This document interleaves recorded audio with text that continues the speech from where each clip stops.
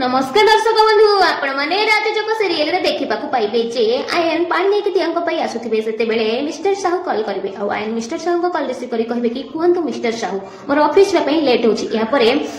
mister Sahu कहबे कि ion दिया को मु दियार रिपोर्ट देखिछि आ दिया को जो मेडिसिन दे जाउथला से सब किछि ठीक नथिला या परे आयन कहबे कि आ गोटे पुनी तुमर गोटे कहानी आरंभ हो गला या परे मिस्टर साहू कहबे कि दिया को जो मेडिसिन दे जाउथला सेटा ताकू पागल करबा पई से मेडिसिन दे जाउथला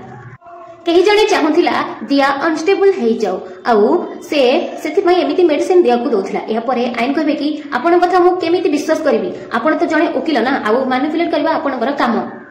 मिस्टर साहू कहे देख आयन जड़े वकिल नुह जड़े बाप हिसाब से मुझे सब कहूँ आ निज झील को रक्षा करने कहूँ